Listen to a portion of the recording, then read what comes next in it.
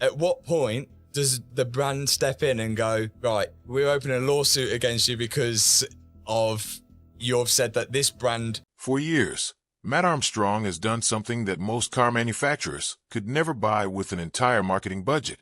He has taken broken, written off, forgotten supercars, Lamborghinis, Ferraris, machines that insurance companies had already given up on, and brought them back to life, one bolt at a time, in front of an audience of millions. He has spent his own money on genuine parts. He has spent months, sometimes years, on single builds. And in return, from the very brands whose reputations he was quietly restoring alongside their cars, he received exactly nothing. No message, no acknowledgement, no box in the post. So, when a parcel turned up at his workshop from a small town in southern Sweden, addressed from a manufacturer he had never bought from, never worked on, and never even featured, it didn't just surprise him. It reframed an entire relationship that had gone unspoken for years. This is the story of that package, why it landed when it did, and why the company that sent it might understand something about the future of the car industry that its far bigger rivals still don't. The town of Ängelholm doesn't feature heavily in most people's mental map of the automotive world. It's a quiet corner of southern Sweden, home to a former military airbase that Christian von Koenigsegg converted into a car factory more than 2 decades ago. It's also, as it turns out, the return address on a box that Mat Armstrong wasn't expecting. Inside wasn't a press release. It wasn't a sponsorship contract or a discount code. It was branded clothing, the kind Koenigsegg doesn't sell in shops, because Koenigsegg doesn't really have shops. This is a company that hand-builds a few dozen cars a year, for a client list so short that most of the names on it could fit on a single sheet of paper. Getting hold of their merchandise isn't a transaction. It's closer to being handed something from inside a private circle. Tucked in with the clothing was a short, handwritten note. It didn't ask Matt to buy anything, promote anything, or say anything on camera. It simply pointed him toward a handful of specific videos to watch, Koenigsegg's own videos, not his, which meant that somebody at that factory had already spent real time watching Matt's channel, understood exactly what kind of creator he is, and wanted to start a conversation on their own terms rather than through a PR department. That's the detail that made people pay attention, not the hoodie. The fact that a deliberate, curious human being on the other end had clearly done their homework. None of this happened in a vacuum. In the weeks before that package arrived, the car world had been talking about something else entirely. Bugatti's treatment of a well-known car creator, and the wider culture of exclusivity that some legacy manufacturers still operate under. Bugatti has long been known for guarding who gets near its cars almost as tightly as it guards the cars themselves. The brand has, at various points, exercised the right to approve or block resales of its own vehicles, effectively deciding who is worthy of ownership even after a sale has technically gone through. When a prominent content creator found himself on the wrong side of that gatekeeping, it wasn't just gossip.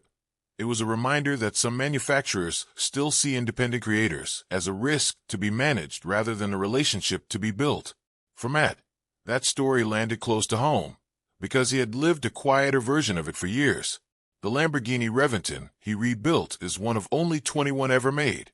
The parts alone cost a small fortune, and the restoration generated huge attention for the brand. Lamborghini never called. The same was true of his Ferrari 296 GTB project, a car so technically demanding that even Ferrari-trained specialists had reportedly balked at parts of the job. Ferrari never called either. None of that silence was necessarily personal. It's simply how those brands have operated for decades.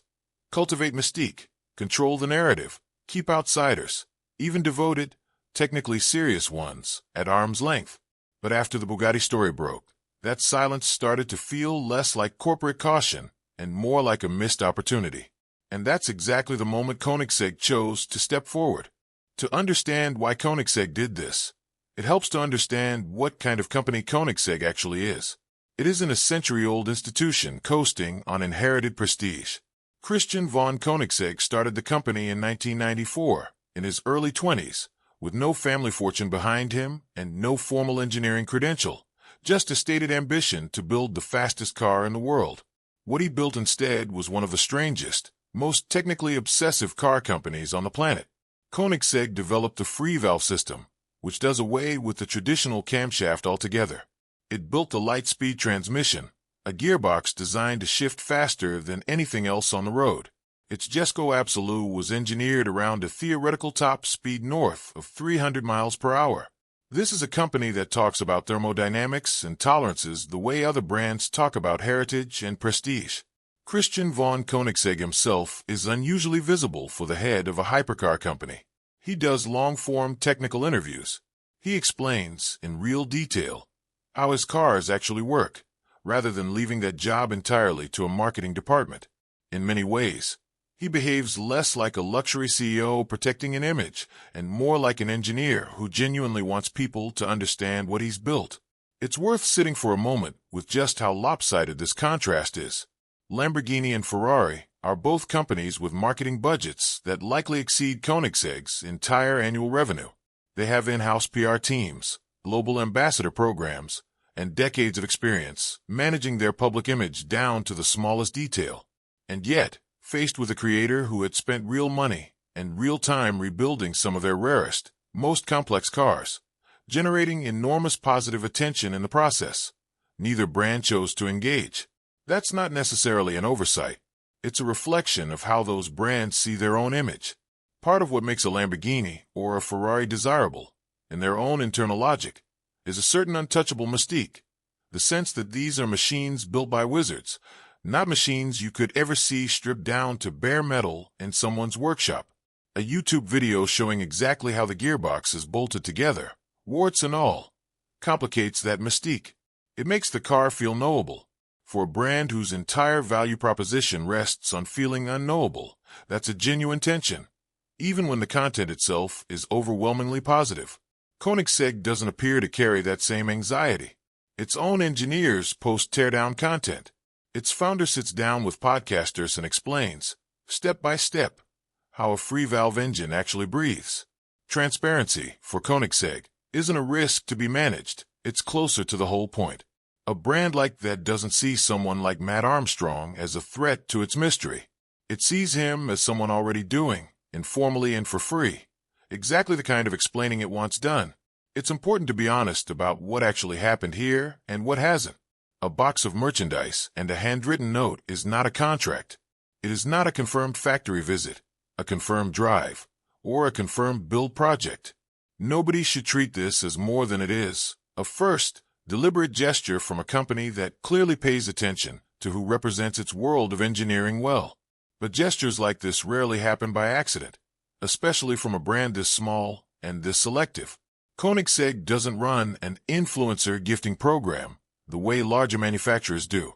Every external move it makes tends to be intentional, because the team making those decisions is tiny, and the brand's reputation is built almost entirely on precision, in engineering and, it seems, in relationships too.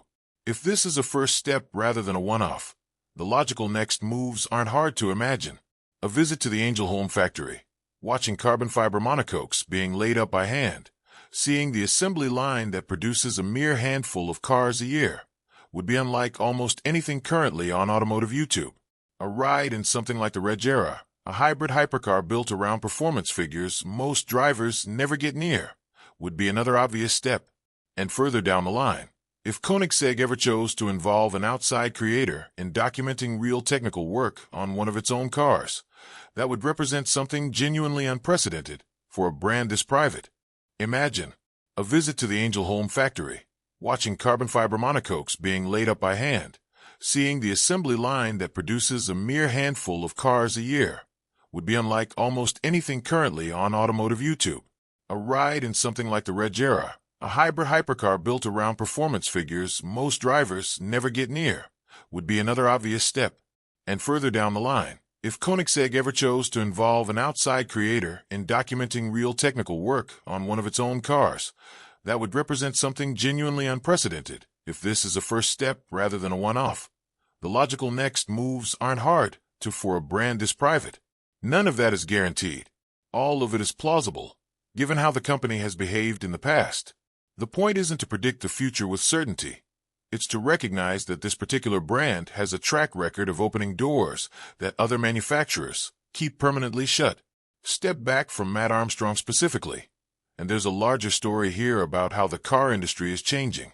For most of automotive history, the public's understanding of a brand was shaped almost entirely by manufacturers themselves, through press fleets, glossy magazine features, and carefully controlled launch events.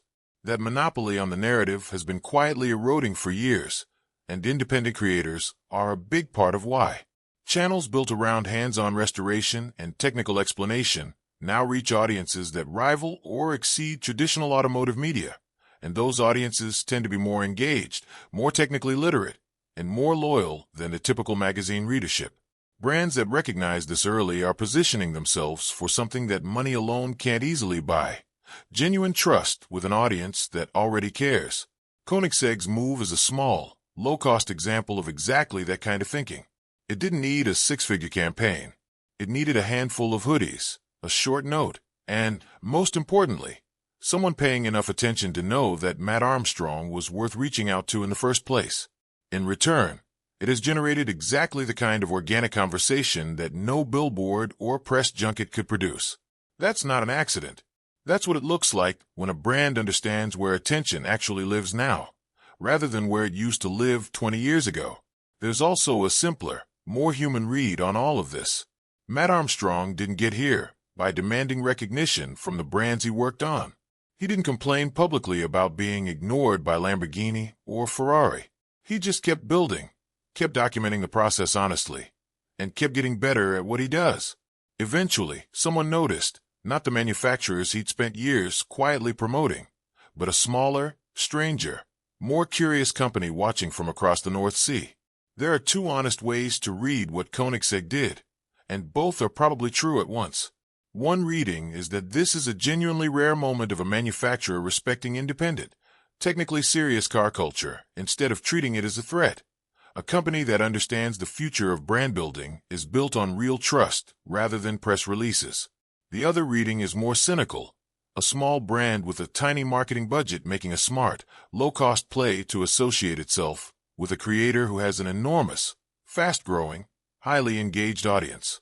Both of those things can be true at the same time, and neither one cancels the other out. A gesture can be sincere and strategically smart. The interesting question isn't really which explanation is correct. It's which one matters more to you as a viewer, and what it says about the industry that a company this small had to be the one to figure this out first.